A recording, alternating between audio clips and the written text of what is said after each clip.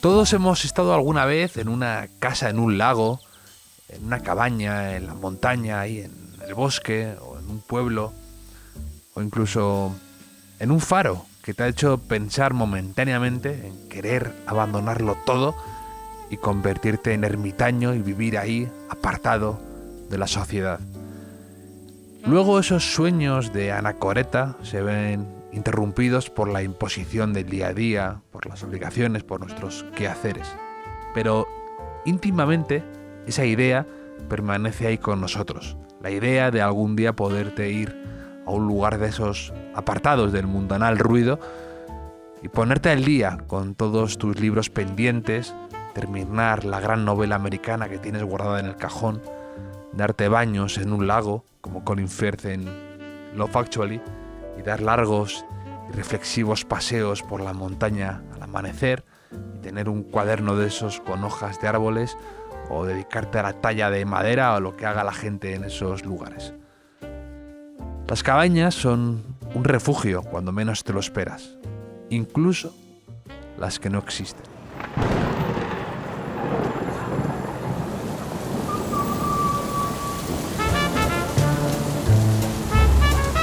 Hace poco estuve en la Frick Collection en Nueva York, que es uno de esos pequeños grandes museos, y me pilló un tormentón salvaje cruzando Central Park cuando iba hacia el museo. Nunca me he calado tanto en tan poco tiempo. Tiene mérito viniendo esto de alguien de Santander. Y además habían cancelado mis 2 tarjetas de crédito por actividades sospechosas. Tenía el abrigo empapado y bueno, digamos que no estaba yo en mi mejor humor. Y ahí entré casi con temblor de párpado, musitando todo tipo de cosas, a punto de una crisis nerviosa y de un ataque de cólera, medio estemplado, despeinado, chorreando agua. Y de repente, en una sala, ahí me encontré uno de mis cuadros favoritos del mundo, el cuadro de Bellini, San Francisco de Asís en éxtasis, un cuadro que siempre me ha emocionado. Y en él se ve a San Francisco de Asís en su cabaña en los Apeninos, está fuera de ella, apartado de todo, y está en éxtasis viendo algo, pero no sabemos qué. Esto es lo interesantísimo de este cuadro, que no te muestra qué es lo que San Francisco de Asís está viendo y que le tiene tan así. Solo le vemos a él y su reacción que te logra emocionar. Pero no sabemos si a lo mejor es algo que está en su mente o que solo es para sus ojos. Y claro, ahí la luz y el color de ese cuadro es que son directamente espectaculares y casi irreproducibles cuando lo ves en foto o cuando lo ves por ahí en algún catálogo. Y ahí estábamos con la tormenta afuera, sentados en esa sala de la Frick Collection y frente al cuadro de Bellini con su cabañita, y pude recuperar la paz momentáneamente y, digamos, me reconcilié con el mundo, con la sociedad, con mi banco, con la lluvia, con Nueva York y conmigo mismo.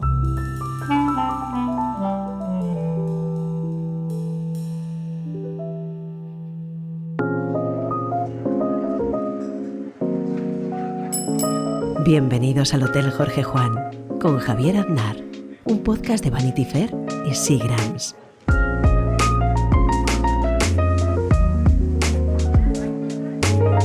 Sobre refugios temporales, físicos e imaginarios, escribe mucho mi invitada de hoy, Eva Morel.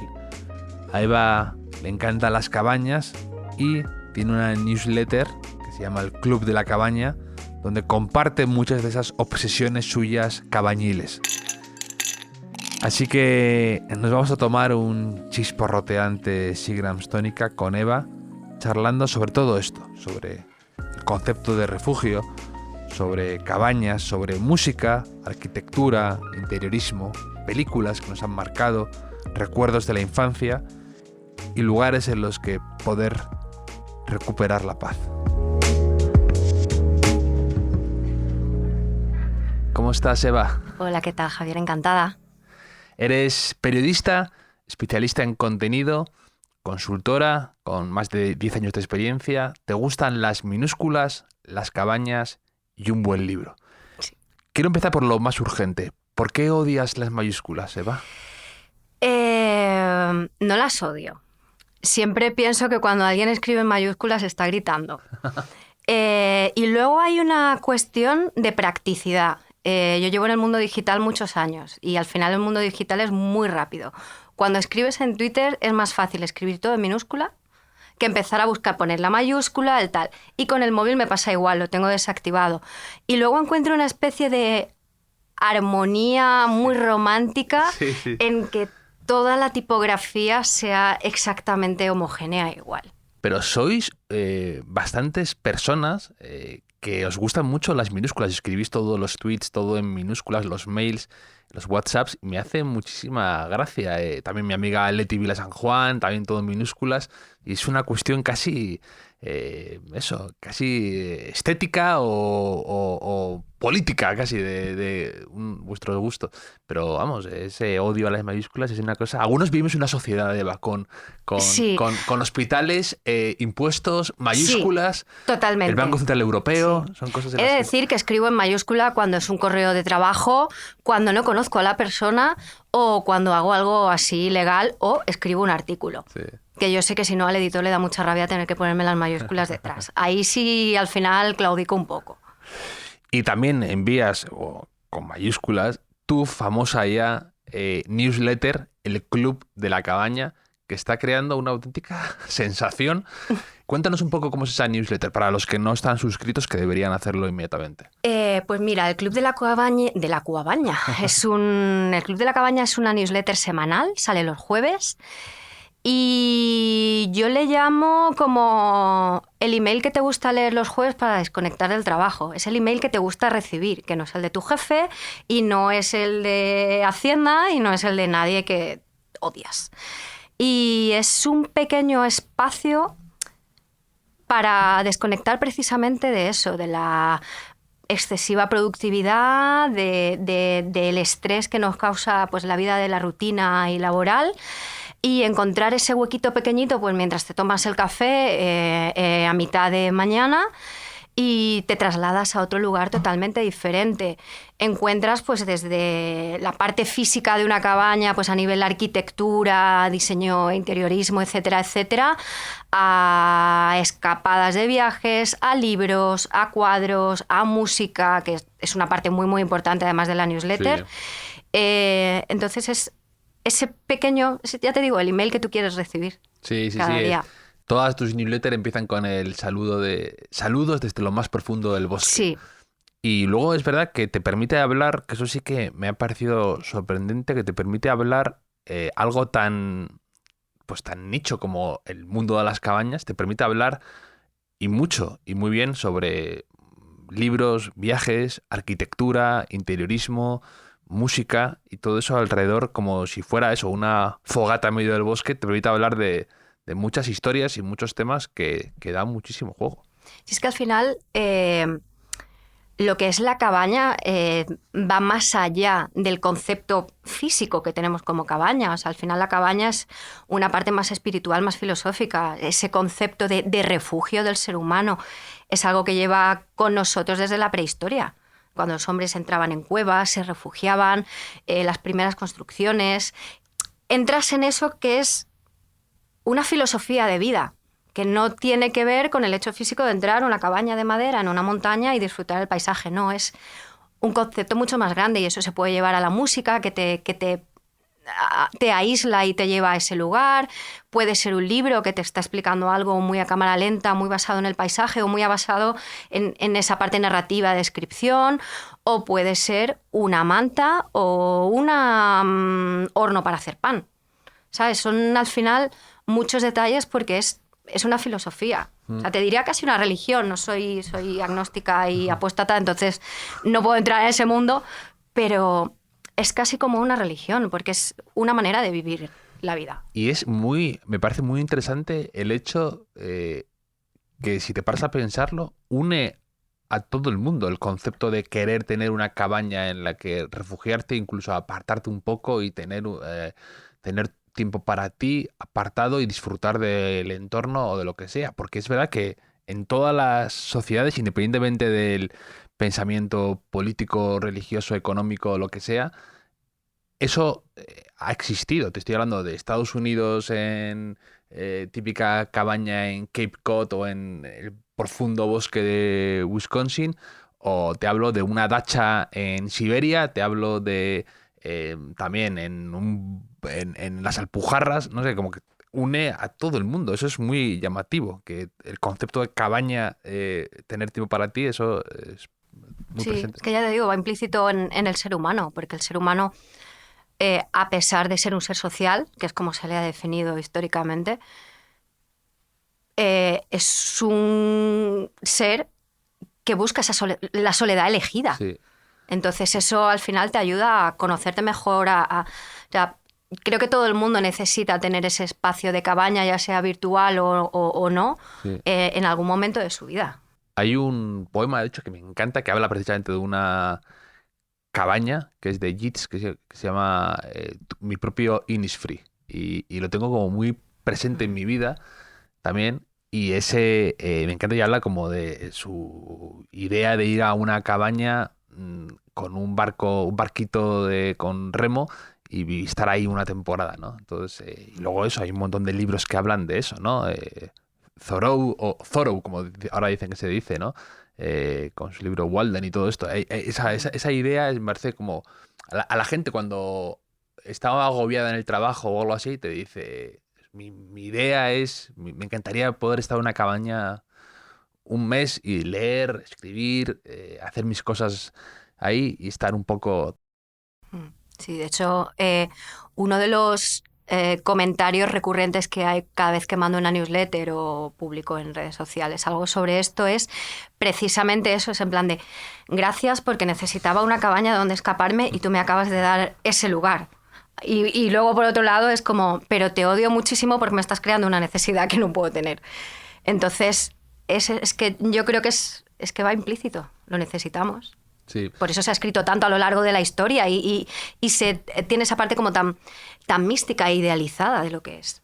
Sí. Y luego, claro, el tema es que en el fondo también es amplio el mundo cabaña, porque cuando hablas de una cabaña, claro, todo el mundo tiene como la idea de algo muy reducido, casi hecho con 4 troncos, y es verdad que luego hay más variedades, ¿no? Está el concepto de este cabin, ¿no? Que es como algo intermedio, que implica un poco más de cosas, que no es simplemente la estufa esa Exacto. con 4 cosas, pero es verdad que hay un mundo ahí por explorar y tú lo descubres. Sí, de hecho, ahí a mí me parece muy interesante eso porque en español solo tenemos la palabra cabaña como tal, pero sin embargo en inglés el mismo concepto de cabaña tiene 3 palabras diferentes. Tienes un cabin, tienes la hut y tienes el cottage. Sí. Entonces, las 3 son cabañas, pero dependiendo del contexto utilizas una u otra y arquitectónicamente también son diferentes, pero son iguales. Entonces tienes como todo ese amplio vocabulario tan maravilloso que te da lugar a compartir, pues eso, una cabañita en forma de A en yo qué sé, Yosemite en California, que hay tropecientas, o te da para compartir la última cabaña no sé qué que está en Alemania o en Austria, que parece una casa japonesa, pero que es una cabaña y tiene ese contexto un poco más de cabin o de hut, como es la otra, un cottage que al final te vas a Inglaterra y tienes tus casitas de piedra y madera que las puedes encontrar en el norte de España, que al final es ese contexto de cottage. A mí además me trae muy buenos recuerdos tu newsletter, porque yo iba en Estados Unidos a un campamento que teníamos cabin. De hecho, como que dentro del campamento había como jerarquías en torno a la cabaña que te tocaba, ¿no? Si estaba más cerca del lago, menos. Entonces tú tienes que ir como ascendiendo en cuanto a tu rango. Ahí te daban una cabaña mejor, ¿no? Que compartías ahí con tus amigos. Pero la idea de estar ahí en esas cabañas con el lago cerca, el ruido, lo vuelvo, es como una caracola tu newsletter, me la pongo en el oído y aunque no está ahí, siento como que oigo esos sonidos de otro que no pertenecen a ese momento. Sí, totalmente. A mí me pasa igual también con la infancia. De hecho, casi la principal razón por la que nació la newsletter fue por culpa de mi infancia. Porque yo, bueno, soy esquiadora desde muy pequeña, y en Sierra Nevada, en la carretera de la sierra, hay una cabaña alpina que se la llama popularmente la cabaña de los enanitos. Y es una cabaña alpina con el techo rojo, la pared blanca, con su jardín con los gnomos, con las ventanitas estas típicas de la madera trenzadita, y es de una familia muy famosa de Granada. Y yo de pequeña siempre subía y me acuerdo de ir en el coche con mis padres, y mi hermana y yo siempre que parábamos la mirábamos, nos pegábamos un codazo en plan, cuando seamos mayores vamos a vivir ahí. Entonces, para mí ha sido como una especie de obsesión absoluta, desde que tengo uso de razón, esa cabaña concreta, y además de parar en la carretera en invierno y verano, cuando ya empezó a darme un poco por la fotografía en mi época, para hacerle una foto y tal. Y eso ha sido lo que ha llevado a hacer esto, por ese recuerdo de infancia de decir, es que quiero estar ahí. Qué maravilla. Y luego también es verdad que cuando era pequeño yo, por ejemplo, también me daba muchísima envidia cuando veías en las películas y todo la casa del árbol, ¿no? El concepto casa de árbol Total. me chiflaba. La idea de tener tu espacio, estar ahí con tus dos amigos, leyendo cómics, hablando y leyendo ahí tus propias cosas y tener tu propio espacio de libertad y de lo que fuera. Y encima de un árbol, claro, eso el concepto era y subir ahí, estar como protegido. Bueno, eso me chiflaba y me daba muchísima envidia. Sí. Es una fantasía total. Tú, de hecho, has hablado, ¿no? De cabañas que están, o sea, de hoteles en un árbol varias veces. Sí, de hecho tienes el Treehouse Hotel, que está en Suecia, si no recuerdo mal, que además ha tenido bastantes premios de diseño. Y son varias cabañas de casas de árbol construidas con arquitectura muy moderna, cada una es de un arquitecto diferente, y es ese concepto de cabaña de árbol, de diversión de infancia, llevado a ese lujo cabañil, como lo llamo yo, que es una fantasía. Y bueno, y aquí en España tienes también unas cuantas casas de árbol, en Soria hay un montón. Yo creo que es como el sueño de infancia hecho realidad, y llevado a ese nivel es como... Es la fantasía de las vacaciones de casi cualquiera. Sí, a mí me encanta la idea de casa árbol y seguridad, la seguridad que me da un arquitecto, no que me da el padre de un amigo. Sí. De que he hecho esto a ver si se mantiene en pie o cuánto peso aguanta esto. Yo siempre digo, ¿esto es seguro o no? Y tener eso, la seguridad de un arquitecto premiado, digo, esto tiene uno de los dos mundos que me gustan. Caerme no me voy a caer. Sí, totalmente. Efectivamente. Y, por ejemplo, ahora, por ejemplo, de recomendaciones tú, ahora, para mí, que yo soy muy urbanita, pero, por ejemplo, si me quisiera ir a una cabaña, tampoco de esto que tengas que pasar 12 pruebas para llegar ahí. Y primavera, ¿qué recomendarías, por ejemplo? Puede ser en cualquier lugar del mundo, ¿eh? Vale, así. Te voy a recomendar, por ejemplo, en España, una cabaña que se sale de la norma total, porque además es de cristal, que está en Granada. Solo puedes ir en coche. Y te tienen que llevar porque no está geolocalizada, que es un proyecto Con una venda en los ojos, tal vez. Ojalá. Que se llama District Hive, que tiene unas vistas brutales a la parte del paraje natural de Sierra Nevada. Y es una cabaña en forma rectangular de cristal, espectacular. O sea, te mueres, quieres vivir ahí, ver los mejores atardeceres del mundo ahí. Pero si te quieres ir fuera de España, en Canadá, cerca de Toronto, hay unas casitas de árbol, que es como una especie de hotel nido, ¿vale? Son de Nest. Y es como una especie de círculo grande, es como una especie de estrella de la muerte, pero cookie un poco a lo Ewok, las que puedes dormir dentro y están colgadas directamente del propio árbol. Son un poco raras, pero por la curiosidad y por la experiencia diferente, está muy guay. ¿Tú has estado ahí o no? No, ojalá. Me habría encantado. O sea, yo tengo como una pequeña lista de deseos de 4 hoteles de cabaña a los que quiero ir en mi vida, entre ellos está ese. ¿Cuáles más tienes ahí entre...? Pues el Treehouse que te he dicho antes. Luego hay un proyecto en México, en el desierto, que se llama Casa Etérea, que es una cabaña totalmente de cristal, pero de estas que pasan desapercibida porque es cristal reflectante y no se ven. Que me parece también una fantasía. Empezó como un proyecto un poco temporal, pero creo que la han dejado como tal, como estancia, como alojamiento turístico. Y luego hay un sitio que he descubierto hace poco del que me he enamorado absolutamente, que es el nuevo proyecto de Iconic House, que son una peña maravillosa francesa que hace alojamientos turísticos con todas las maravillas de un hotel de 5 estrellas, pero para particulares, o sea, sin hotel, que acaban de abrir en los Alpes, en Francia, un sitio que se llama Le 1550, no te lo puedo decir en francés porque no sé, y es una especie de chalet alpino inspirado en los años 60-70 en la arquitectura modernista de montaña que hizo Marcel Breuer allí, que tiene a una galerista francesa que ha comisariado obras allí, tiene cositas de Jean Julien, cositas del discípulo de Philippe Starck, y es como la esencia del chalet, que es otro concepto de cabaña, pero francés-suizo, que es como... O sea, eso es ahora mismo mi sueño recurrente desde hace 2-3 semanas. Está en tu wishlist cabañil. Ahora mismo está casi en el top 1, te diría. Ha escalado, ¿no? Sí, total. Ha escalado. No, además es verdad que ahora tú, por ejemplo, estás compartiendo un montón de cabañas, eso que son de meterte en un bosque, ver la nieve, un ciervo pasando por ahí y demás. Pero es verdad que son versátiles porque te permiten todo el año, ¿sabes? Que no es algo simplemente de algo relacionado con otoño o invierno. De hecho, al revés, que es especialmente también apetecible ir en primavera y en verano, por supuesto. Hay un escritor que se llama David Coggins, también que me gusta mucho, que tiene una cabaña heredada de su bisabuelo en una isla minúscula, pero que tienen ahí una cabaña, un cabin maravilloso con su propio puerto, o sea, su propio deck, su propio muelle ahí, y cada vez que sube fotos, o sea, me da envidia, pero no diría ni envidia sana, de verdad, de querer estar ahí, querer, cuando lo comparte en verano, una envidia.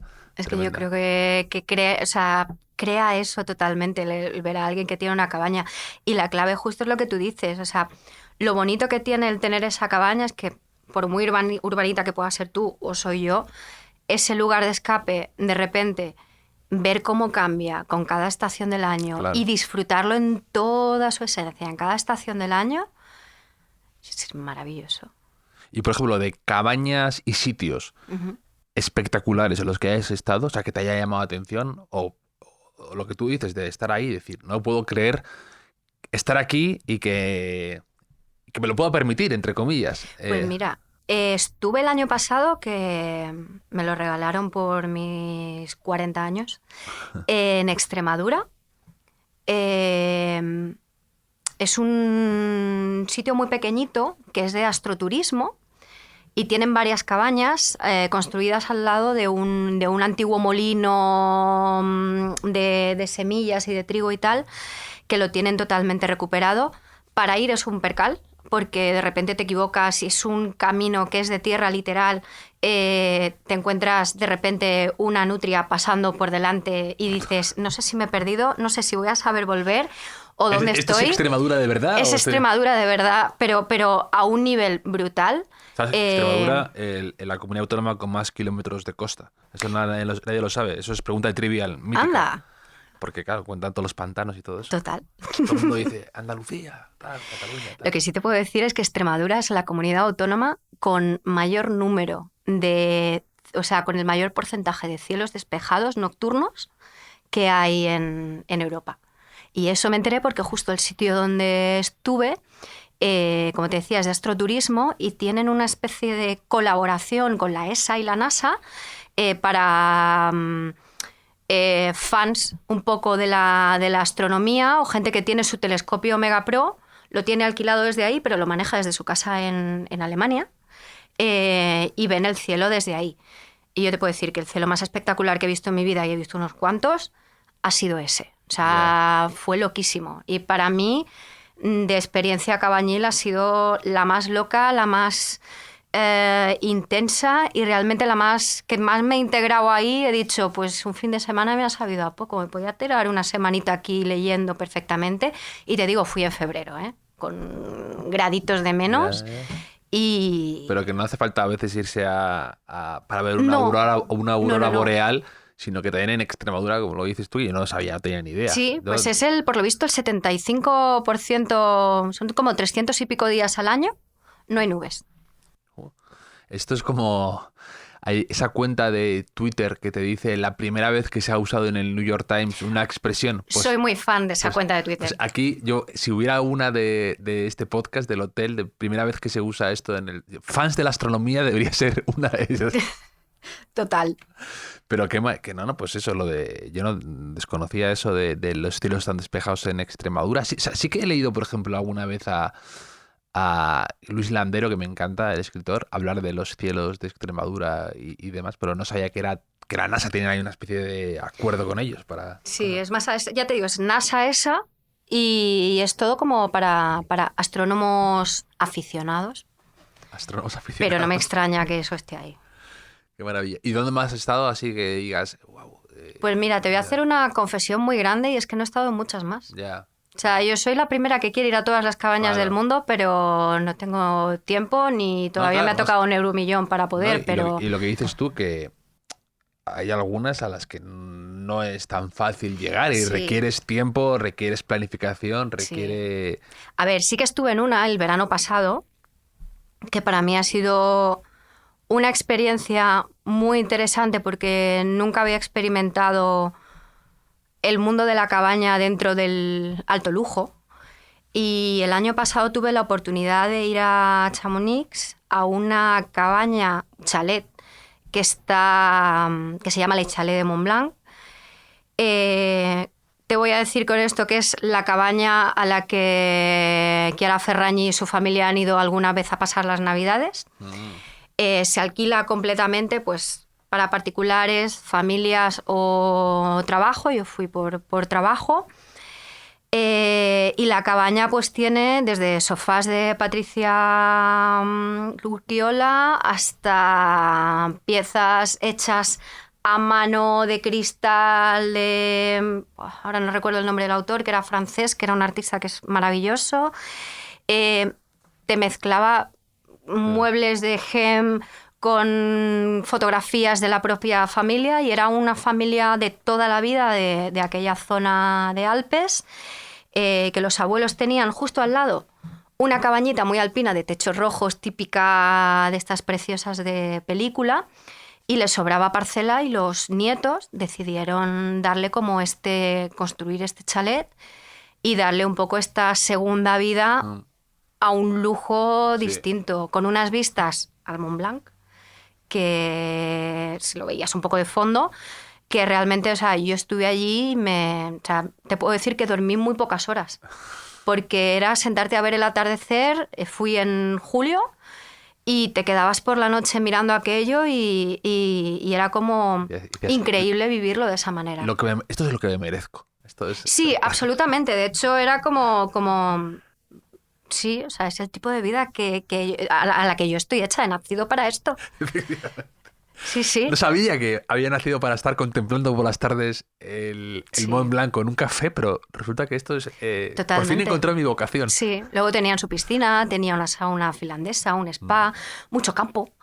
Se comía muy bien, tenías tu propio chef y ha sido, o sea, este mundo cabañil, que de hecho es una tendencia absolutamente brutal, sobre todo en los 3-4 últimos años, de llevar a ese extremo del lujo el mundo de la cabaña. Me parece maravilloso también. Además es muy interesante, me parece, desde un punto de vista arquitectónico y también de interiorismo, a veces combinar esos mundos, ¿no? El de una cabaña o algo antiguo, cómo tienes que a lo mejor reconstruirlo y que no pierda armonía, o mezclar cosas modernas con... Esas cosas, cuando se hacen bien, me parece espectacular y muy bonito el poder el modernizar una cabaña con necesidades que todo el mundo tiene ahora y al mismo tiempo sin que pierda esencia, eso me parece muy difícil, pero muy bonito cuando se hace con sentido común y con estilo y con buen gusto. Sí, es que además yo creo que no está reñido el concepto de cabaña con el diseño y la comodidad, porque sí se tiende mucho a pensar que cuando tú visualizas a lo mejor una cabaña, piensas un poco en este tópico un poco Walden, o piensas un poco en este tópico de cabaña tirada de la montaña. De una bombera ahí escribiendo su manifiesto. Exactamente. Y cuando en realidad no es así. Puede ser un espacio muy pequeño para una temporalidad muy corta y tal, o puede ser un espacio para vivir, que es una cabaña, pero que tienes tus habitaciones, tu biblioteca, tu jardín, tu tal, con un toquecito de diseño, con unas comodidades y además regido bajo esa filosofía de sostenibilidad, ecología, equilibrio con el sistema, el árbol al lado y tal. Sí. O sea, no, a veces es algo tan sencillo como pensar bien la entrada de la luz o ganar más espacio, más ventanal para poder ver mejor sin perder por dentro confort. O sea, eso es muy... Sí, está muy sí, yo creo que eso es la definición un poco de lo que hablaba antes, de que el mundo cabaña es como una filosofía o una religión, y yo creo que eso es un poco el sí, y el tema y el aprovechamiento del espacio, el decir, tengo esto y tengo que tener aquí mis cosas, me gusta mucho eso. Y luego también, antes lo has dicho, también yo soy muy de... que tiene algo de cabaña o te transporta ahí. Yo soy muy de sauna, además. Me encanta la sauna. Es que las saunas molan un montón. Sí. Además me viene muy bien. O sea, también esto es un poco filosofía del productor musical Rick Rubin, que es un entusiasta de las saunas. Y yo creo que tanto escucharle a un podcast, alguna tal, me ha pegado la pasión por las saunas y por pensar ahí y dejarte un poco llevar y desconectarme. Y el olor me encanta. Sí, es que en el momento que pasas el agobio de los 5 primeros minutos de me voy a morir de calor, no puedo aguantar, la cabeza, o sea, hace un toque el cerebro y de repente cambia totalmente y te queda todo en blanco. O sea, al final es una manera de meditar, si me quieres decir así. Sí, tienes un tiempo limitado, te pones ahí desconectado de todo el mundo, de todas las cosas. Incluso, no sé, alguna vez he mirado si se puede meter uno con los AirPods ahí, y a mí me vendría bien para editar el podcast, para ir pensando cosas, pero no lo he hecho nunca por miedo a que me dé un cortocircuito o algo así, o que se me estropeen Siempre pienso que se te va a derretir algo. Sí, algo, digo. Y también porque al mismo tiempo prefiero evadirme, prefiero estar ahí tranquilo y eso, en silencio. Sí, es que es difícil encontrar lugares, además, en los que realmente no llevemos ni AirPods, ni un móvil, ni un cuaderno, o sea, que solamente estemos nosotros físicamente con nosotros mismos. No, es verdad que cada vez el ruido nos va invadiendo, y también ese miedo a la soledad. De hecho, es curioso, ¿no? Cuando vas a un sitio de estos, el silencio te puede llegar a asustar. La sensación de decir, estoy aquí en mitad de la nada, cualquier ruido, no estás acostumbrado. Sí. De repente aguzas el oído y todo te empieza a sonar más y te impresiona el silencio. Pero es verdad como últimamente estamos muy invadidos en todos los espacios, ¿no? Lo que yo siempre lo comento, de que ya hasta los minutos de silencio van con música, porque estamos obsesionados con no estar abandonados con nuestros propios pensamientos, y eso nos asusta. O vas en un ascensor y hay hilo musical, vas al dentista y estás con ruido, con música para tranquilizarte, estás en todos lados, en el supermercado, en todos lados te acompaña algo de fondo, o incluso nosotros mismos, ¿no? Yo estoy todo el día escuchando podcast, me voy a la cama con un podcast. Nos da miedo a veces ese silencio. Sí, yo, por ejemplo, eso además para mí es una cosa que es súper necesaria y súper valiosa, porque yo desde hace 5 años tengo acúfenos y para mí el silencio ha dejado de existir. O sea, durante 24 horas, 7 días a la semana, 365 días al año, en mi oído suena como el sonido de las cigarras un poco a lo lejos en verano. Eso es lo que tengo yo todo el día. Entonces, cuando tu propio cuerpo ya no tiene esa capacidad de oír ese silencio absoluto, valoras muchísimo más ese tipo de espacios donde puedes estar, entre comillas, en silencio. O como yo hago muchas veces, que me pongo los auriculares y me pongo lluvia de fondo. Y entonces neutralizo un poco ese sonido y mi cerebro piensa pues, que es silencio y hay lluvia afuera. Entonces yo creo que valoramos mucho más cuando estamos expuestos tanto al ruido, esa capacidad que nos da el silencio, esa importancia que tiene el silencio realmente en nuestras vidas. Y esto de los acúfenos, ¿sabes cómo has empezado a tenerlo o ni idea? En mi caso concreto sí, porque fue un momento de estrés de trabajo que tuve. Un día me levanté por la mañana y dije, uy, no he ido a ninguna discoteca, no he ido a ningún concierto, qué raro. Y cuando ya llevé una semana así, pues el médico me dijo, bienvenida al mundo de los que tienen acúfenos. Ah, no sabía, Sí. o sea, no estoy muy al tanto de esto. ¿No? Sí. Es algo que tiene, de hecho, muchísima gente. De hecho, es un problema de la sociedad actual, de la generación actual. Es un problema muy, muy grande, debido sobre todo la mayor causa es el alto volumen que escuchamos con los auriculares. O sea, voy a tener que empezar a hacer caso a las alertas que me llega del móvil de Sí. llevas mucho tiempo escuchando por encima de tus posibilidades. Sí. Ya. Yo no le hago caso, pero sí, sí. No le haces caso. ¿Y tú siempre eras muy de auriculares? Siempre he sido muy de auriculares, pero no muy a tope. Tampoco es que escuche música como muy densa Ya. para que eso pase.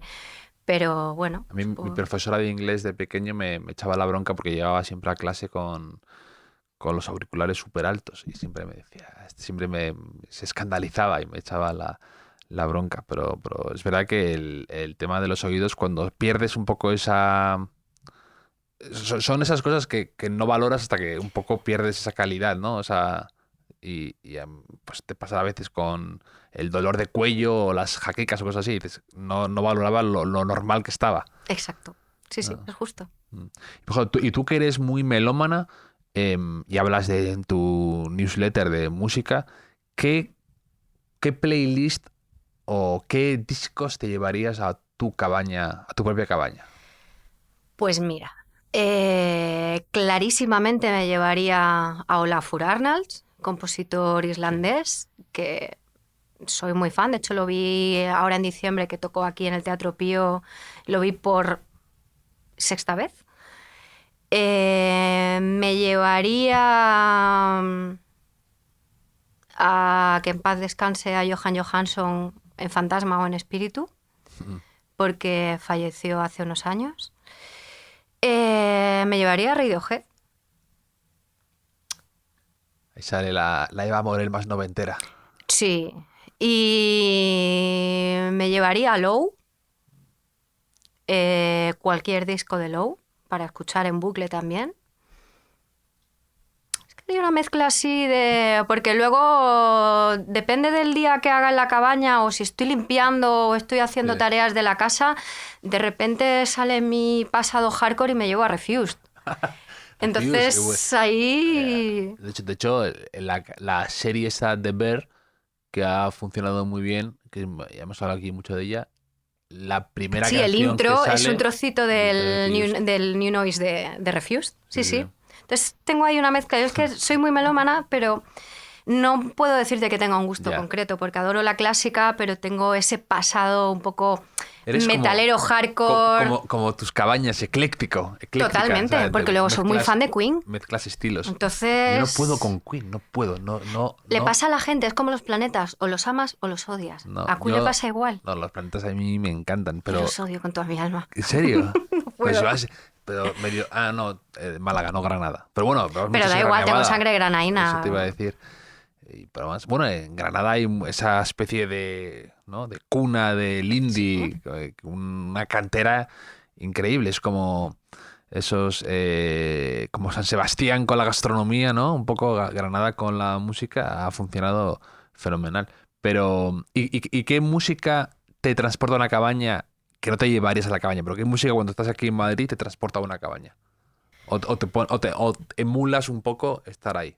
Pues mira, hay una canción concreta que es de Max Richter, que de hecho ha salido en el capítulo 3 de de The Last of Us. La historia es tan maravillosa. No he visto que The han Last creado. of Us. ¿Te gusta? Me está sorprendiendo y me está gustando gratamente. No he jugado el videojuego, he visto amigos jugando conocía bastante bien la historia y me está gustando mucho. Estoy ahí. Y esta canción salió en la peli de Arrival, que de hecho hubo una polémica porque la banda sonora era de Johan Johansson, pero esta pieza de Max Richter tiene tanta importancia en la parte emocional que lo descartaron un poquito en el mundo Oscar cuando lo nominaron. Y se llama Nature of the Daylight. Sí.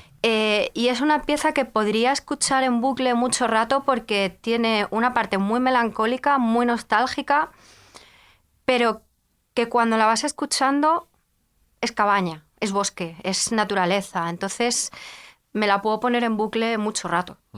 Es impresionante la banda sonora de Arrival de Johan Johansson. Es muy bonita. Él en general, de hecho, Bueno, lo tengo aquí tatuado. Ah, ¿tienes tatuado? Tengo su disco de Forlandia. Para mí, o sea, fue una pérdida absoluta. Para mí te puedo decir que es mi compositor de clásica favorito.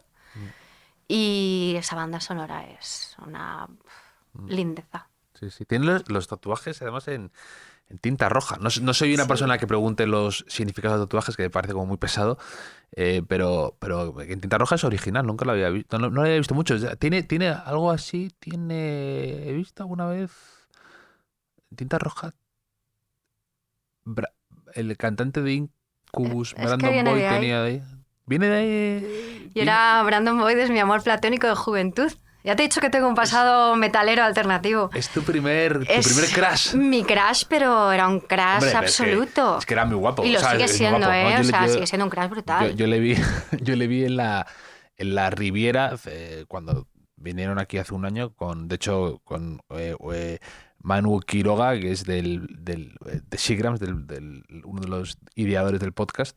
Y es muy... O sea, me gusta mucho Incubus, pero siempre era un tipo muy atractivo, ¿no? Era un tipo muy guapo. Y ahora también, que tiene 40 y pico años... Ya... con sus canas, maravilla. Pues venía de él porque en la época del Make Yourself, cuando salió el single de Drive, que hay un momento en el que él se está dibujando a sí mismo en las manos, hay un plano en el que se ve todo su antebrazo, que es un dibujo que él mismo se había hecho, que era rojo. Y mi cerebro dijo, bueno, si alguna vez me tatúo, me voy a tatuar en rojo porque, claro, Brandon Boyd se tatúa en rojo. Yo quiero Brandon Boyd en mi vida. Y la primera vez que me tatué fue un poquito nada más, fue uno. Y le pillé el gusto. Mi tatuador, que es un amor, que vive en Barcelona, Carlo, y Ana, que es la otra chica que me tatúa, me permiten tatuarme en rojo porque el rojo es un color que suele ser un poco polémico, da mucha alergia. Hay muchos tatuadores que no les gusta usar ese color y como me tienen mucho amor, pues tengo el brazo completo en rojo gracias a ellos también. Qué bueno. Sí, y viene ahí, siempre lo cuento como una historia un poco friki de estas que es como un guilty pleasure, pero sin serlo, en plan de es que Brandon Boyd y tal. Pero sí, viene de ahí justo. Incubus me gustaba mucho, sí. Pues qué bueno. Que te voy a hacer el cuestionario Proust, si te parece, ¿vale? Ya que vamos a meternos más en tus preferencias, gustos e historias. ¿Cuál dirías que es tu idea de felicidad perfecta? Hombre, esta es muy fácil. Sí. Una cabaña en un bosque, con un buen libro, una mantita muy calentita, probablemente sentada en el porche en un atardecer primaveral, porque así no hace tanto frío como para tener una chimenea, y una tacita de colacao. De colacao. Sí. Un Seagrams también te recomiendo. Venga, para me cojo un Seagrams. Atardecer, noche ya también. Que soy muy de gin tonic yo también. Fenomenal. Y por ejemplo, de libro... Y manta, quiero indagar más. ¿Tienes alguna preferencia de tipo de manta? Es importante. Pues mira, soy muy fan de estas mantas de lana merino bien gruesas, de cuadros escoceses, que tienen flequitos al final y que te da esa sensación cuando la miras de o me va a picar o va a ser tan gustosa que me la voy a llevar de capa todo el rato. Efectivamente, es la manta Queen o manta Planetas. O la amas o te pica. Exacto. Sí. Y libro, por ejemplo, ¿qué último libro has disfrutado últimamente y te gustaría llevarte a una cabaña, a tu cabaña? Pues mira, que he disfrutado últimamente mucho y me ha encantado ha sido Cauterio, de Lucía Ligmaer. No me lo llevaría a la cabaña. Me llevaría a la cabaña cualquiera de Murakami o cualquiera de Italo Calvino o cualquiera de Paul Auster. Porque creo que para mí, son lecturas para un momento así. Para un momento porque son libros que son historias gorditas, son historias que tienen mucho paisaje urbano, emocional, como lo quieras llamar. Tienen mucho lugar común también y tienen mucha descripción, cualquiera de los tres. Y creo que son, para mí, lecturas para estar ahí. O sea, mi libro favorito, además, es El varón rampante de Italo Calvino. Entonces, es un libro que no me cansa y muy que para mí es genioso, muy divertido, muy divertido. Surrealista un poco también, Sí, cosas, claro. sí. Sí, Italo Calvino era así. Que luego tiene ensayos maravillosos, pero Murakami, un 1084, los 2 volúmenes, te los lees ahí en una cabaña en 3 tardes. Murakami sí que es de también... Murakami para mí tiene un feeling cabañil espectacular. Sí. A mí de Murakami me gustan mucho, sobre todo, los libros menores suyos. Es curioso. Me gusta, por ejemplo, After Dark me encantó. Y casi nadie lo cita, pero me pasa a veces y también pasa con Paul Auster, también, fíjate, pasa algo parecido, que quizá a la gente le encantan Trilogía de Nueva York, que me gusta, o La noche del oráculo, ¿no era? Sí.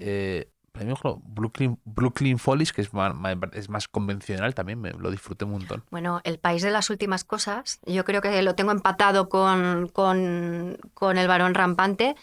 Durante muchísimos años ha sido el libro que yo le he regalado a la gente y para mí es una historia desgarradora y espectacular de un mundo que podrías decir que es un poco Gran Hermano 1984.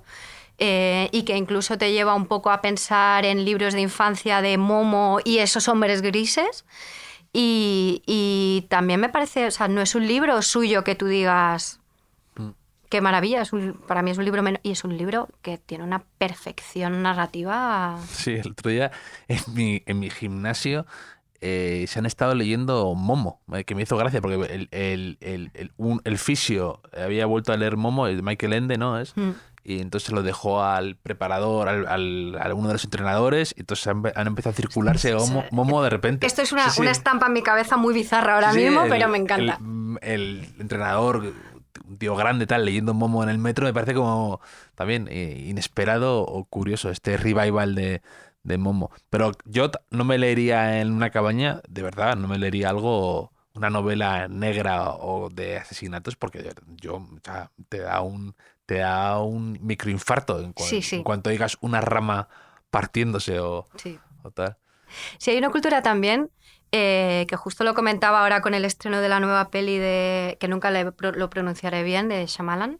Sí. Que es justo además ese suspense que él es tan perfeccionista en una cabaña, y nunca he entendido esa cultura de asociación, sobre todo en cine, televisión, asociación de la cabaña con el terror, cuando la cabaña es como algo de luz, ¿sabes? Sí. Pero es verdad que, por ejemplo, los de Kentucky Fried Chicken hace poco hicieron un anuncio estaba muy bien, parodiando una película de terror de estas, de un grupo de chicos en su coche, primer viaje de la pandilla, y se van a una cabaña y empiezan a caer uno tras otro, ¿no? Pero es verdad que es la película de terror per se que tenemos todos en la cabeza. Claro. Luego tienes cabañas maravillosas como la familiar en This Is Us, que es como la cabañita perfecta en la que todo el mundo quiere vivir, y deja de dar terror, que las cabañas molan. Sí, y de películas, es una de las preguntas que tenía aquí apuntadas precisamente. ¿Qué películas has visto cabañas que digas, es insuperable esta? O casas en las que no es una cabaña ni mucho menos, pero por ejemplo la película esta A Single Man, que tiene una casa espectacular en mitad del bosque. La pasión máxima del modernismo, mid-century, perfecta. Pues mira, no sabría, o sea, sí que por ejemplo la de This Is Us, de la serie, es una cabaña que me gusta, no solo la parte estética, porque tiene ese mood familiar de cabaña de toda la vida, que además estéticamente es muy bonita. Luego, sin spoilers, pero cuando, por si alguien no la ha visto, cuando va acabando la serie, hacen un añadido a esa cabaña, que la construye uno de los hijos, y es una cabaña moderna. Muy, te diría que está un poco inspirada a nivel Frank Lloyd Wright y todo este mundo, por un poco la forma que tiene. Pero hay una cabaña que a mí me ha marcado muchísimo y me alucina, porque he visto solo esa película una vez en mi vida y hace muchísimos años, pero la he tenido como en mi imaginario mucho, que es una peli de Jodie Foster, Nell, Sí. que me parece que está infravaloradísima. Que ella tenía un problema, Ella ¿no? Sí. era como autista o algo así, entonces se había criado o vivía sola en esa cabaña y era un poco una historia como de Tarzán, que al final lo llevan a la civilización, sí. y lo quieren educar como la civilización, civilización en contra de su voluntad.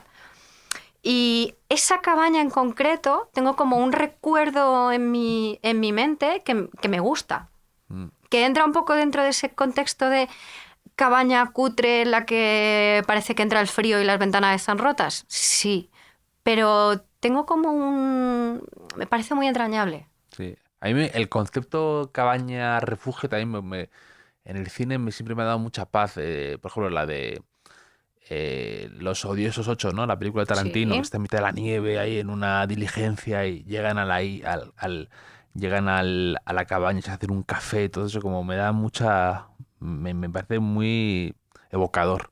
Sí. Sí, sí. ¿Cuál dirías que es tu mayor miedo? Ostras, aquí me puedo poner como muy introspectiva. Me da pánico la oscuridad. ¿Te da Mi mayor pánico? miedo es la oscuridad. Y la soledad también. Pero no la soledad elegida, que es una fantasía. Me da miedo la oscuridad hasta el nivel de que habitualmente si duermo sola tengo que cerrar la puerta del dormitorio para controlar las 4 paredes que tengo a mi alrededor. Porque si no veo lo que hay detrás y está abierto, este trauma me viene desde muy pequeña.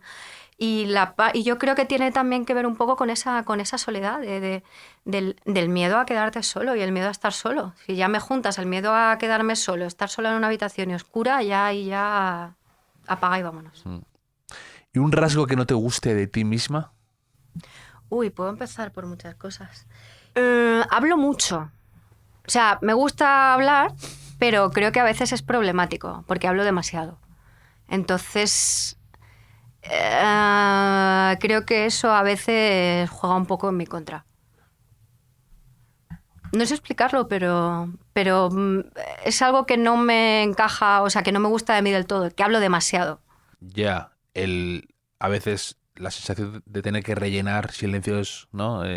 Sí, siento mucho la necesidad como de que, o sea, me encanta esa parte de silencio, sobre todo cuando hablas con alguien y hay un silencio que es compartido después de alguna charla o simplemente porque estás bebiendo y se ha terminado la conversación y está ese silencio que es muy bonito. Pero depende de la circunstancia social, porque soy una persona muy extrovertida, pero a la vez muy tímida, aunque no lo parezca, tengo esa necesidad, sobre todo cuando estoy más nerviosa, de no parar de hablar en todo el rato. Y es como, pero chica, cierra un poco la... Entonces yo creo que eso es algo que me gusta, pero que lo veo negativo a veces. ¿Y un rasgo que no soportes en los demás? La impuntualidad. Oye, han sacado justo Pato y Maful un vídeo criticando a los que Lo he visto esta mañana. somos impuntuales y me parece algo... En fin, me siento atacado. Yo soy tremendamente impuntual, la verdad. No tengo problema en reconocerlo. Pero me fascina la gente que es muy puntual. O sea, me parece tan difícil vivir así. O sea, lo que te hace ser puntual,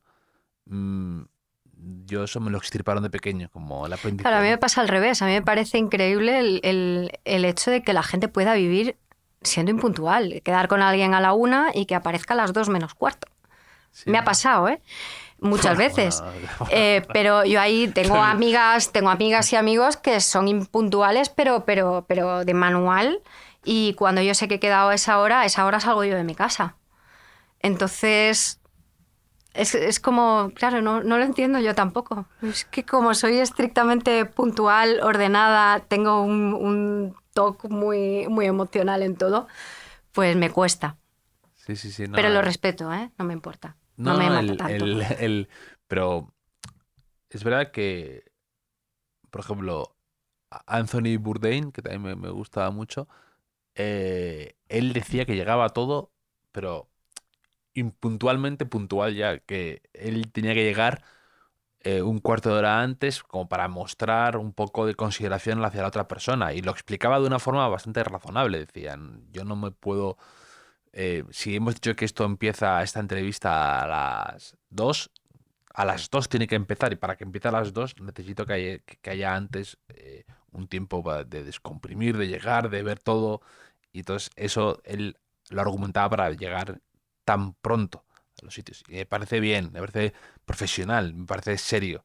Pues es verdad que, como dice este pantomima full, no tiene amigos, tiene teloneros, ¿no? Exacto. Sí, así también me gusta llegar. Ya veremos. Digo, el concierto abre las puertas a las 9, yo llegaré a las 9:20. Esperadme con el rugido de la masa del público. Sí. Y tu peor experiencia en una cabaña, también, porque hablas de lo muy bonito, de lo muy... que está muy bien, lo muy evocador, pero si has tenido una experiencia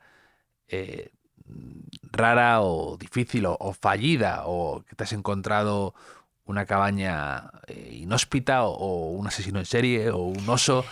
Aquí, por ejemplo, precisamente los de Pandemia Full, cuando vinieron, me hablaron de que les habían invitado a un sitio que era como un iglú de estos en el aire, al aire libre, pero que era de plástico. Entonces decía, teníamos un calor inhumano por la mañana, no se veía nada porque era como, estaba sucio. Entonces era como vivir en un castillo hinchable, pero todo mal.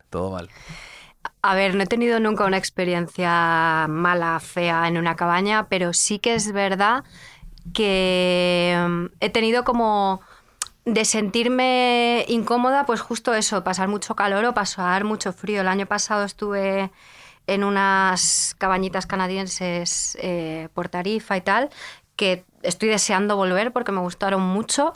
Pero hay tanta humedad por la noche, yo fui como a principios de junio, una cosa así, tanta humedad por la noche que me levantaba con la sensación de estar húmeda, de tener la piel húmeda, y llevaba como 2 o 3 mantas encima. Y claro, los techos, al ser un poco de una lona y tal, pues notabas como había mucha agua. Entonces esa sensación un poco de humedad, a lo mejor más en verano no tanto, pero sí que es extraña.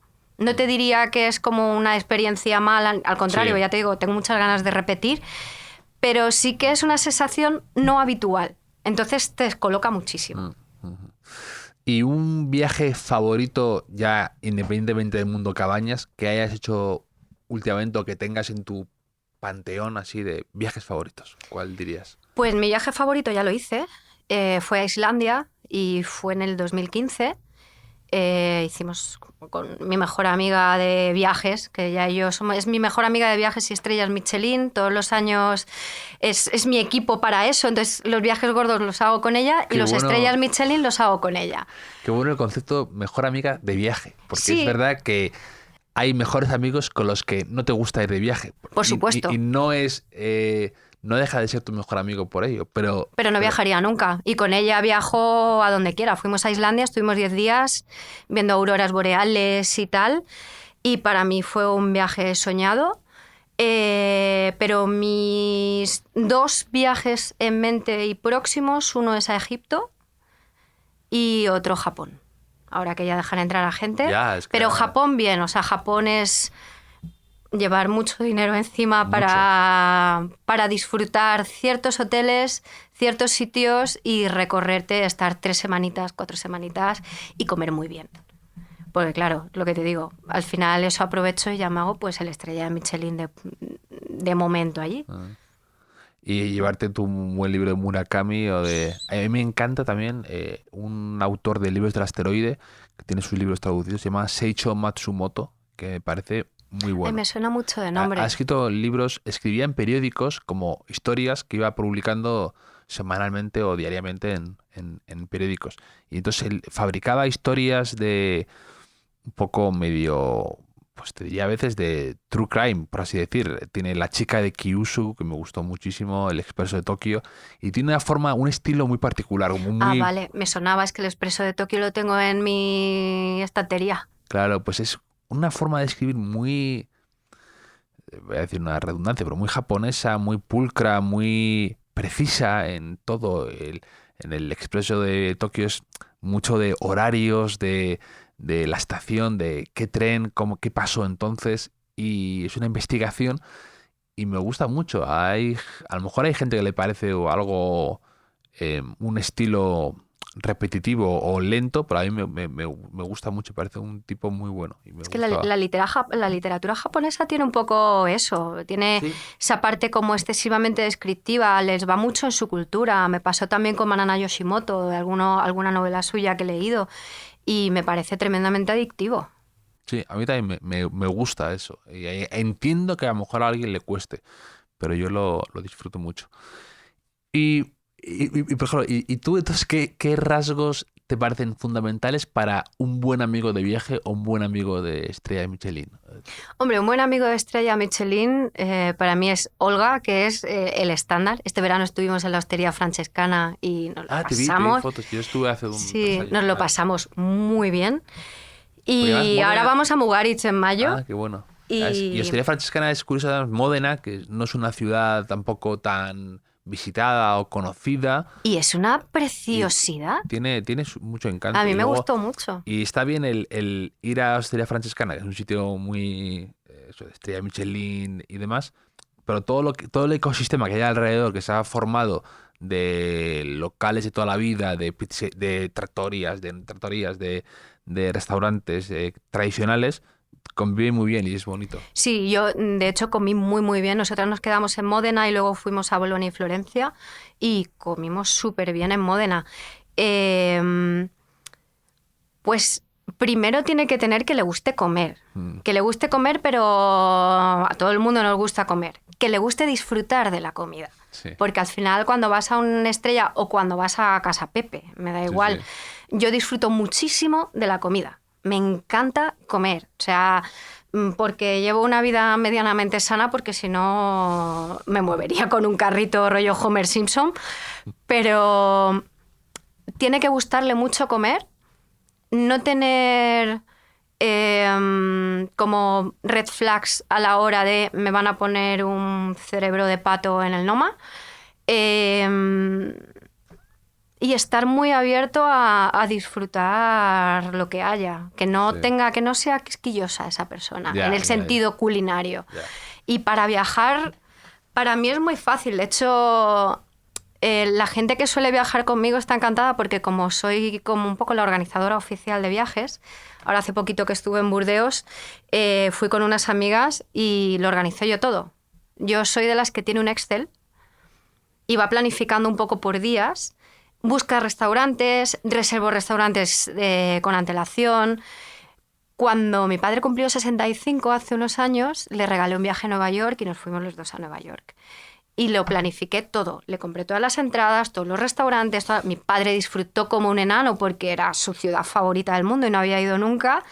Y entonces yo quiero gente que se deje llevar.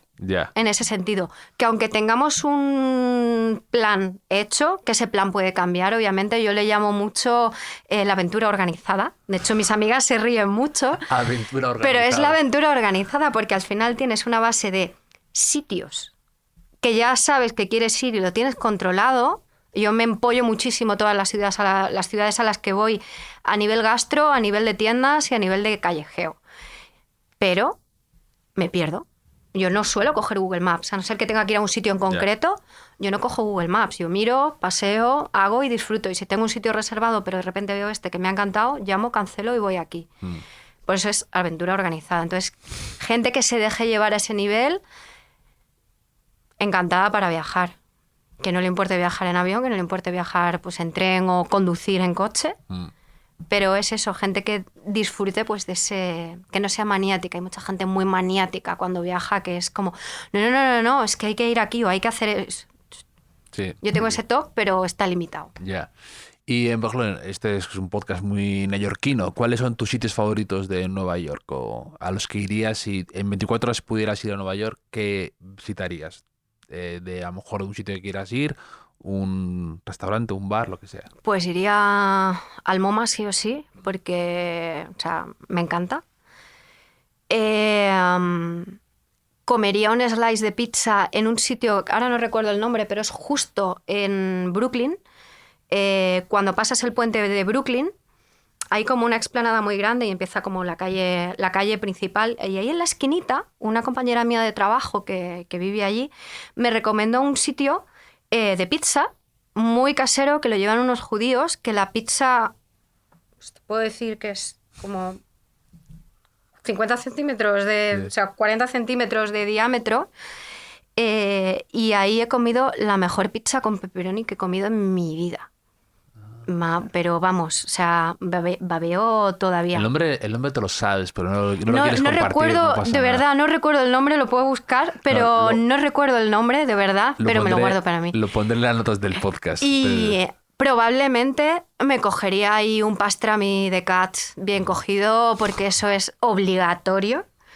Y está riquísimo. Robaría los pepinillos agridulces que tienen, porque no he vuelto a probar unos que me hayan gustado tantos. Y estoy ahí intentando averiguar una receta que se parezca, que alguna vez he hecho pepino encurtido. Pero haría esas dos y luego me daría un paseíto en general. La zona de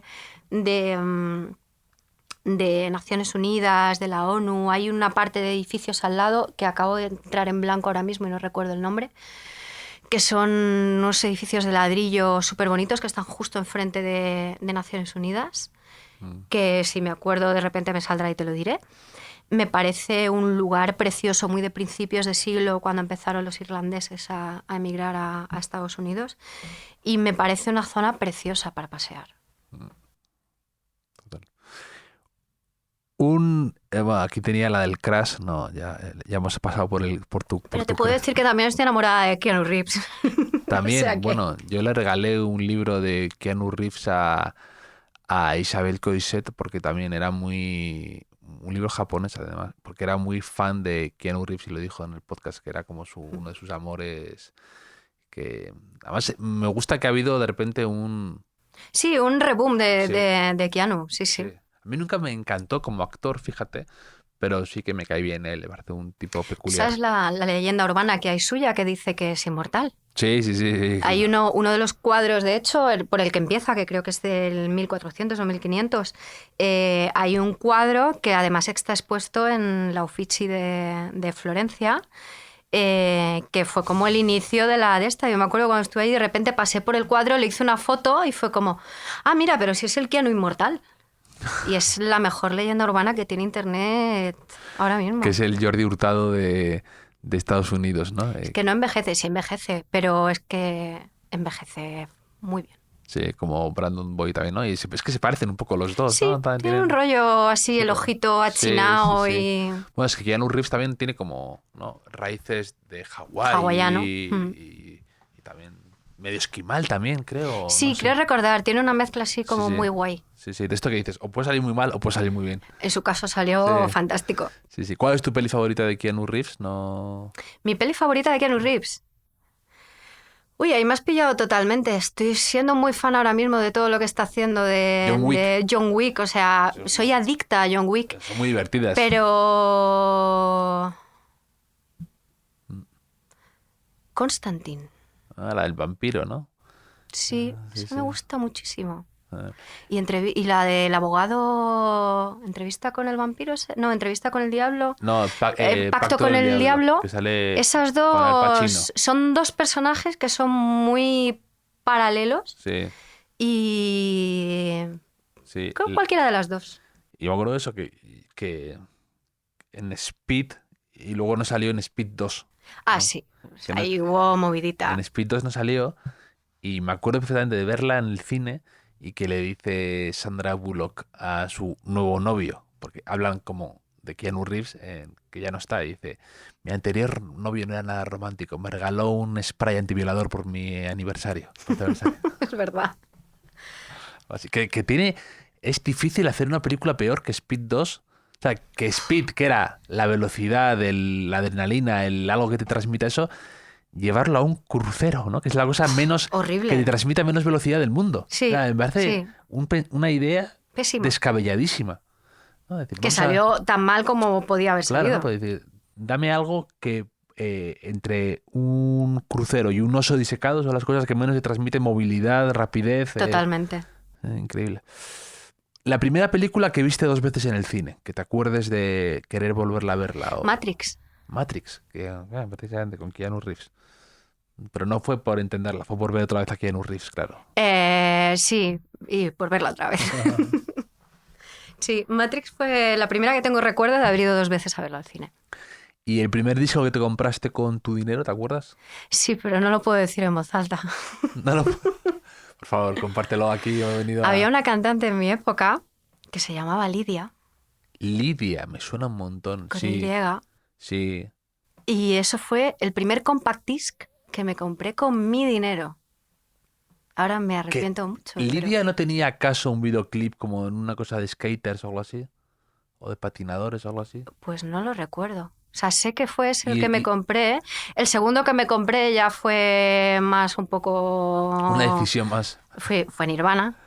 Ah. Y luego ya empecé a tirar por otros rediles. Pero no sé, o sea, sinceramente, no sé por qué me acuerdo, pero me acuerdo y nunca sé por qué me compré ese disco. Porque lo he debido escuchar 2, 3 veces, pero es esta empalagosidad en su momento de cantautor. ¿De Lidia o de Nirvana? De Lidia. No. Lidia era... recuerdo que era la portada como azul, con ella así un poco de lado, un poco a lo rollo Laura Pausini, pero sin Laura Pausini, ¿sabes? Pero, no sé, es como... Me da mucha vergüenza, ¿eh? Admitir No, que compré eso. Todos tenemos compras de discos. Que podía haberme la marcado y haber dicho, pues mi primer disco fue Pearl Jam. Sí. Pero no. ¿Y recuerdas tu primer concierto? A Lidia, ¿no? También. No, La de recuerdo Lidia. que al primer concierto que fui, que yo no lo recuerdo porque me lo han contado mis padres, fue una noche rosa en Fuengirola de Mecano. Pero el primer concierto del que tengo uso de razón tal cual, yo sería pues 17, 10 y algo, que fue un año que vimos una semana Supertramp y la semana siguiente Alan Parsons Project en la Plaza de Toros de Málaga. Son los 2 primeros de los que tengo realmente conciencia de haber ido. Spandau Ballet, Spandau que Ballet. también los he visto. Aquí dijo, creo que, no me acuerdo. Creo que lo dijo aquí Ray Loriga, que había visto a Spandau Ballet. Sí, fue Ray Loriga. Sí. ¿Y un café o un lugar especial en el que te guste leer, escribir y que es tu pequeña cabaña? Cuando no puedes irte fuera, que es tu cabaña o tu sitio en el que te gusta estar y refugiarte y estar ahí feliz. Pues mira, había uno que me gustaba muchísimo que cerró. Yo durante unos años estuve viviendo en Gijón y había una cafetería muy clásica donde hacían las mejores tostadas de pan de molde del mundo, que eran de 3 dedos de grosor. Y me gustaba mucho irme los domingos ahí a leer el periódico, cuando la gente todavía leía periódicos. Y a día de hoy me gusta mucho sentarme en Hola Coffee. En Hola tiene un punto, pero el Hola originario, el que está al lado de Reina Sofía, me gusta mucho ir ahí y leer. Siempre que vengo a Madrid de visita, cuando vivía aquí pues lo hacía más, y siempre que vengo a Madrid de visita me gusta mucho. Es amigo de Nolo Botana. Sí, lo sé. Bueno, yo no lo Coco. conozco desde hace años y a Valeria también hace mucho. Y para mí es de mis sitios, siempre que vengo además compro café y me encanta. Y en Málaga no he encontrado todavía, y mira que soy de allí de toda la vida, no he encontrado todavía ese espacio. Es cuestión de... Sí, voy a buscarlo. Lo encontrarás, pero a veces no es tan fácil, ¿eh? ¿No? No, yo tampoco tengo, fíjate, en Santander tampoco diría que tengo un sitio así, también de toda la vida ahí, y no acabo de encontrar mi sitio tampoco. Sí, tal vez porque son los sitios donde hemos crecido Puede ser. y lo vemos con una visión diferente. Entonces solemos como acoger las ciudades en las que vivimos, que al final son las que nos adoptan, las vemos desde otro punto de vista. Entonces, como tu ciudad donde has crecido no te ha adoptado, sino que es la que tienes por Puede sangre, ser, sí, sí. yo creo que tiene que ver con eso. Sí, está bien pensado eso. Interesante. Una palabra que digas o escribas demasiado, muy a menudo, cuando te escuchas o relees a lo mejor tus newsletters y digas, tengo que dejar de usar esta palabra o esta muletilla o es muy mía esto. Además, todo el rato. Tengo todo el rato abierto el diccionario de sinónimos porque además, por culpa de escribir siempre sobre arquitectura en AD, tengo el eje de un poco de siempre hay ciertas palabras como habitación, casa, espacio, ¿sabes? Que al final Sí. siempre tiene... O con vistas al paisaje, o muletillas que no puedo parar de poner en plan de sostenible y en conexión con la naturaleza. O sea, tú puedes leer prácticamente cualquiera de mis newsletters o cualquiera de mis artículos y en todos va a aparecer la conexión con la naturaleza, porque es mi coletilla, aparte de la demás. Y luego de viva voz, fenomenal y fantástico, no me las puedo quitar del vocabulario. Fenomenal y fantástico. Eso es bueno. Porque Sí, quiere sí, decir que... esto me parece todo muy Sí. bien. Pero es verdad, no, y lo de escribir es verdad que lo que dices tú, que muchas veces cuando tienes que describir algo que te gusta o algo que un restaurante o un hotel, no puedes evitar ciertos lugares comunes o ciertas recurrencias. Y te sabe mal, pero además es un reto tener que explicar por qué te gusta algo que es obvio que te gusta, ¿no? Es complicado no ser repetitivo o hacerlo algo atractivo, ¿no? Un placer culpable de verdad que tengas musical o de cine o de literatura o de, a lo mejor, de una serie, un placer culpable de verdad. Ya has dicho Lidia y te lo agradezco que te hayas abierto, pero quiero más, quiero... Gossip Girl, me encanta. Soy Pero- adicta al Gossip Girl de ahora. El de ahora. El de su momento lo vi en su momento, el confinamiento más duro lo revisioné y soy muy fan del Gossip Girl de ahora, pero muchísimo. Yo Me no estoy encanta. preparado para el Gossip Girl actual. No estoy Tiene mentalizado. Es demasiado generación Z. A mí me cuesta pillar ciertas cosas, no culturales, sino de actitudes. Pero me parece maravillosa la parte inclusiva, abierta, esa parte más sexual que siempre han tenido un poco, que la tratan muy guay. Pero es que me estoy enganchadísima. Cada semana, de verdad, ha terminado la temporada ahora y es como que antes había muchos capítulos, ahora hay 6. Ya, Entonces, todo más... es una cosa que me revienta ahora mucho de Ya. las series porque te lo ponen muy poquito. Sí, Estaba a mí- ahora viendo aquellos maravillosos 90 Sí, claro. y me ha sabido a nada. Yo también la he visto, me ha gustado. Porque me gustaba la de los 70, entonces la de los 90 me trae buenos recuerdos. Pero es verdad que todo se ha vuelto más que aquellos tiempos en los que había 24 capítulos por temporada de OC y tenías que pasar por ese valle Que de... también la he visto hace poco otra vez. Obra maestra. Es Obra maestra. maravillosa. Una posesión preciada que tengas, que sobreviva a todas tus mudanzas, algo que tengas cariño, un objeto material. Un objeto material que sobrevive a todas mis mudanzas, sí. Me he mudado muchas veces, ¿eh? De hecho, he Ya. escrito casi una guía sobre mudanzas. Ha salido en muchos sitios a los que has vivido ya. Sí, sí, yo he hecho... Gijón, mira, Granada, Barcelona. llevo 17 años viviendo fuera de mi casa, me he mudado 24 veces. 24 De veces. hecho, hubo una vez que me mudé en menos de un año 9 veces. Varias de ellas dentro de Barcelona.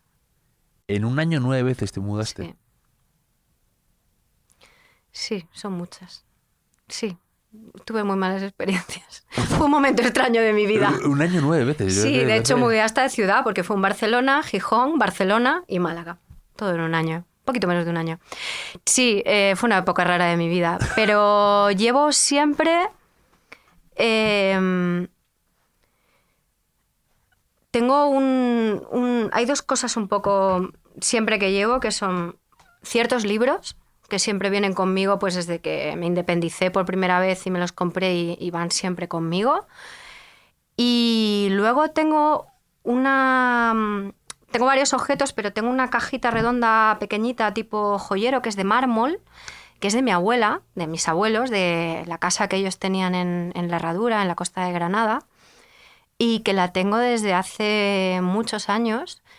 La tengo en mi dormitorio y la tengo llena de conchitas pequeñas de playa, de cabecitas de erizo, y la tengo ahí. Es algo que va a estar conmigo. O sea, si me entierran y me incineran, eso va incinerado conmigo. Como los faraones, ¿no? Que les enterraban. Sí, eso va a formar parte de mi ajuar de muerta.